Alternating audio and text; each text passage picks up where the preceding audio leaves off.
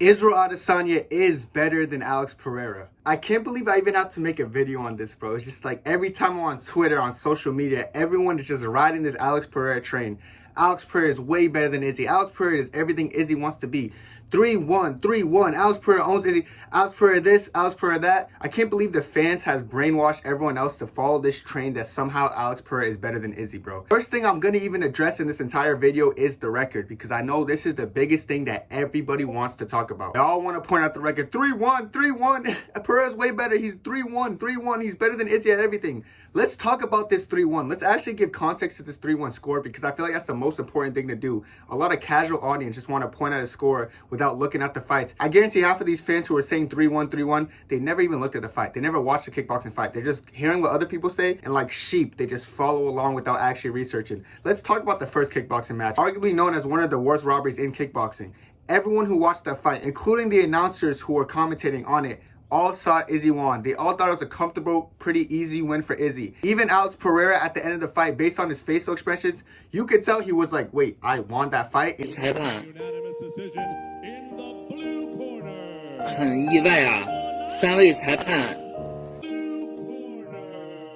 很意外啊，3位裁 And Izzy was like, wait, I lost that fight? 裁判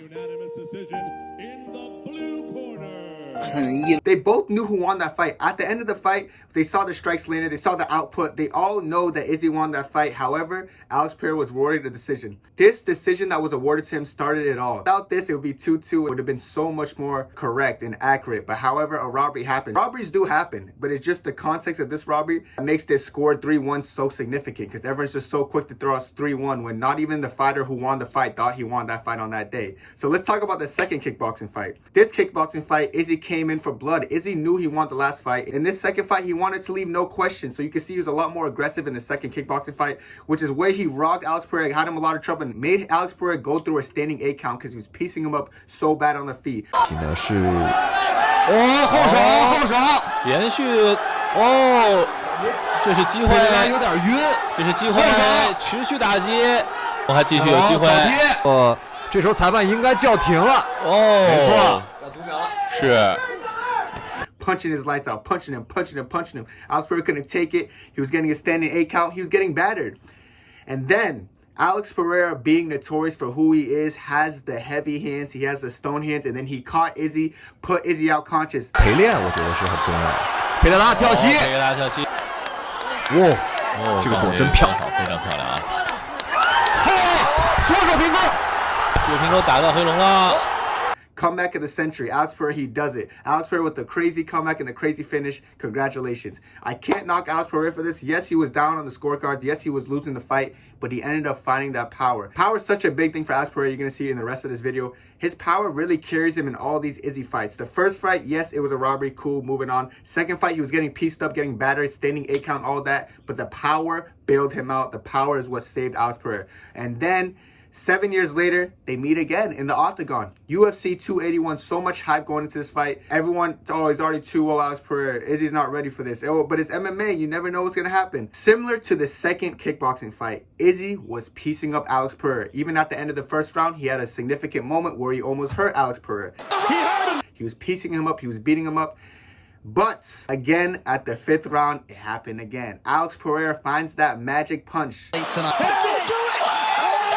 And he finishes Izzy. Mark Goddard's stoppage was questioned by a lot of people on Twitter and on socials afterwards, because it could have been deemed an early stoppage. Izzy, who was running through that entire division, you would think they would let him go out in a shield, let him get knocked out or something, but no, he was still moving his head. However, Mark Goddard stopped the fight, some would say prematurely, and Alex Pereira was given the TKO victory.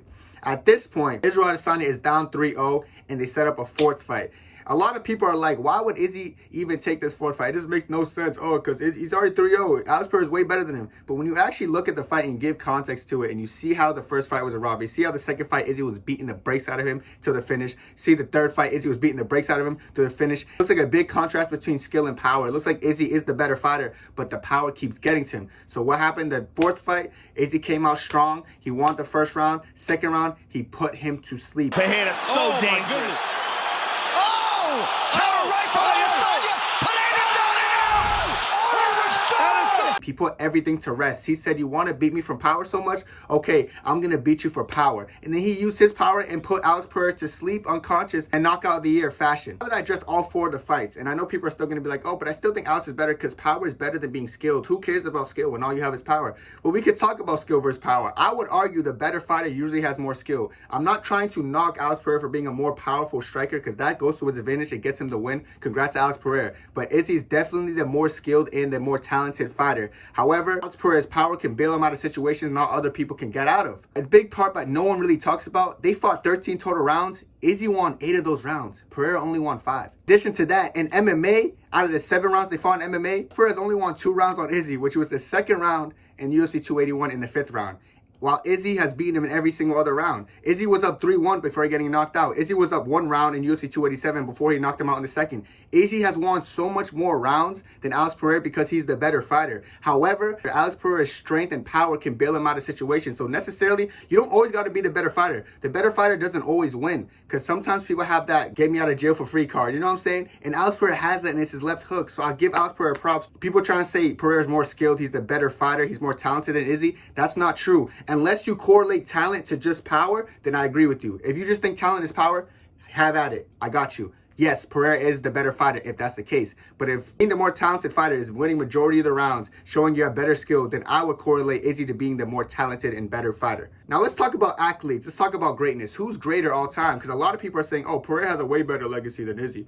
Pereira, blah, blah, blah. First and foremost, there's no Pereira legacy without Izzy. Izzy was the one who fast-tracked him to the UFC. This guy had 3 fights before he fought for the belt. No one gets that kind of treatment. He got fast-tracked because his history of Izzy. He got fast-tracked because he knocked out Izzy 7 years ago and Izzy made a call-out. And that's why he got to the point he is now. So if you're going to say his legacy is better, first off, thank Izzy. But now let's talk about the legacy in question. If you guys want to, we could compare a 12-fight middleweight win streak with 8 title wins, 5 title defenses, 2-time middleweight champion. We could compare that to someone who's just a 2-division champion with 1 title defense. You can really compare that if you want to. I don't know if you want to, but it sounds a little bit goofy. But like I said, Pereira fans are kind of casual and they don't want to actually understand legacy and they don't understand what greatness really means. As far as greatness goes, they're really not comparable. It's not close in any way, shape, or form. But people are going to be blinded by biases and blinded by what the media thinks. And they're going to be like, oh, I think Alex Pereira is way better than him because 3-1.